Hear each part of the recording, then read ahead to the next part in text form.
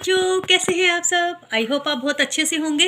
बेटा, ये जो हमारा टॉपिक चल रहा है अव्यय का, क्रिया विशेषण का, वो आपको कैसा लग रहा है। मुझे लगता है कि आप लोगों ने बहुत इंटरेस्ट के साथ अच्छे से पढ़ा होगा, समझा होगा। बहुत ईजी वाले नोट्स हैं। चलो अब मैं आपको बताती हूँ कि ये जो हमारा टॉपिक है आज ख़त्म हो रहा है, क्रिया विशेषण वाला। ठीक है, क्रिया विशेषण के बाद हमारे और टॉपिक सभी अव्यय में चलेंगे। मैंने आपको बताया था क्रिया जो अव्यय हैं उसके कितने भेद बताए थे, आपको याद है। मैंने आपको 5 भेद बताए थे, क्रिया विशेषण, संबंध बोधक, समुच्चय बोधक, विस्मयादि बोधक और निपात, जिसमें कि हमारा क्रिया विशेषण टॉपिक फिनिश हो गया, ख़त्म हो गया।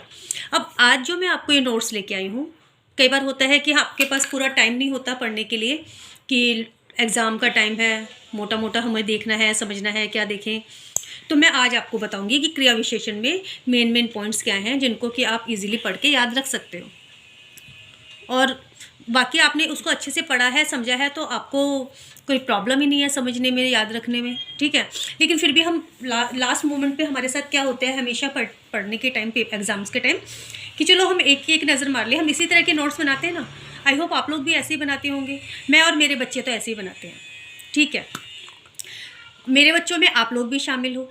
ठीक, तो मैं जो आपको नोट्स दे रही हूँ, मेरा मेन फोकस ये होता है कि मेरे बच्चों को, जो भी कोई मेरे बच्चे मेरे से पढ़ रहे हैं, जो मेरे स्टूडेंट्स हैं, उनको एग्ज़ाम्स टाइम में कोई भी प्रॉब्लम ना हो, कोई दिक्कत ना हो। सीधा एक फ़ोन पे क्लिक किया। मैं ये तो नहीं कहूँगी, मुझे नहीं लगता कि आप लोग अपने नोटबुक्स में नोट्स बनाते होंगे। आजकल तो इतना टाइम बच्चों के पास है ही कहाँ कि वो कॉपी में लिखें, रजिस्टर में लिखें, फिर उसको खोलें, पढ़ें, या जो भी है।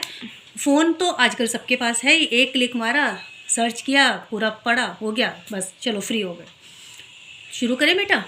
अगर कुछ आपको कुछ बात कहनी हो, करनी हो, तो आप मुझे कमेंट बॉक्स में कमेंट करके अपनी बात शेयर कर सकते हैं। और काफ़ी जिनको कोई टॉपिक क्लियर नहीं होता, वो मेरे को कमेंट कर देते हैं कि मैम ये समझ में नहीं आया, तो मैं उसकी प्रॉब्लम क्लियर करती हूँ। ठीक है बेटा। अब आप मुझे ये बताइए, आपको जो पूरा टॉपिक पढ़ा आपको अच्छे से क्लियर हुआ, कोई दिक्कत तो नहीं आई।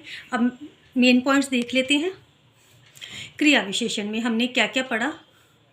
जिन शब्दों के रूप में काल, लिंग एवं वचन के बदलने पर कोई परिवर्तन नहीं होता, उसे अव्यय कहते हैं। तो ये जो मैंने अभी पढ़ा, ये थी इसकी परिभाषा। क्लियर।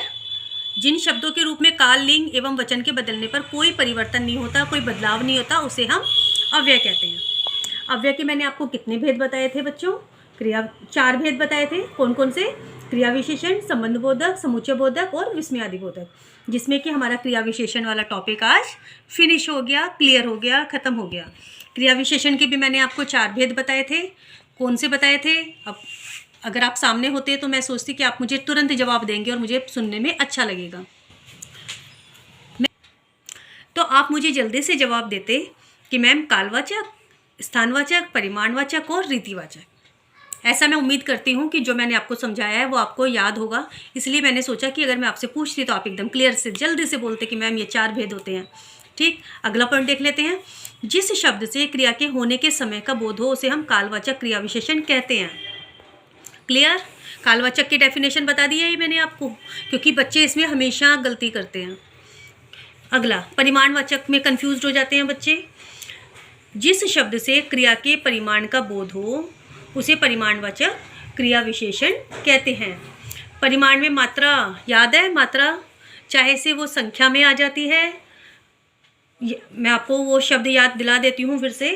कम, थोड़ा, अल्प, तनिक, न्यून, किंचित, बहुधा, कुछ, अधिक, पर्याप्त, काफ़ी, अत्यंत, केवल, इतना, उतना, जितना, कितना, दीर्घ, गुरु, बूंद बूंद, स्वल्प, अनुमानतः, बहुतायत।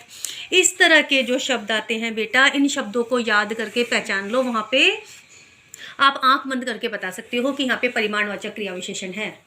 नंबर पूरे 4 आपके पास, बिना किसी परेशानी के। डेफिनेशन तो आपको अच्छे से मैंने बताई दी है कि डेफिनेशन आपको अच्छे से याद रहेगी कि परिमाण, जहाँ पे मात्रा, इस तरह के शब्द आ जाएंगे, वहाँ पे परिमाणवाचक क्रिया विशेषण हो गया। आई थिंक ये क्लियर हो गया ये वाला पॉइंट भी। और जिस शब्द से क्रिया के होने की रीति का बोध हो, रीति मतलब विधि, तरीका, विधि, उसे हम कौन सी क्रिया विशेषण कहेंगे, रीतिवाचक क्रिया विशेषण।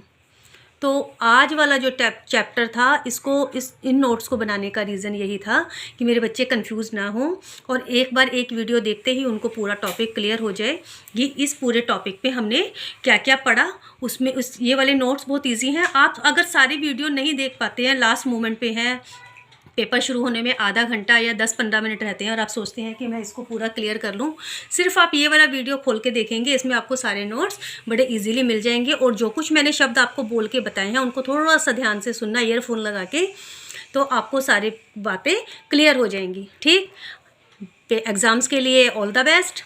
अच्छे से तैयारी करो, पढ़ो और अच्छे अच्छे नोट्स जो है पढ़ के अच्छे अच्छे आंसर्स लिख के आओ, ताकि टीचर आपके नंबर काटने के लिए सोचे कि मैं कहाँ नंबर काटूं। इस तरह के आपके इजी नोट्स आपको मिले हुए हैं, तो आप इसको इंटरेस्ट के साथ पढ़ो और अच्छे अच्छे मार्क्स लाके अपने पेरेंट्स को भी खुश कर दो। चलो आज के लिए इतना ही। अगली वीडियो जो मैं लेके आऊँगी वो अगला टॉपिक होगा, वो होगा संबंध बोधक वाला। ठीक है, अगला जो हम टॉपिक पढ़ेंगे वो संबंध बोधक पे पढ़ेंगे। उसके लिए भी मैं ऐसे ही अच्छे अच्छे इजी वाले नोट्स लाऊंगी। आज के लिए इतना ही, बाय बाय।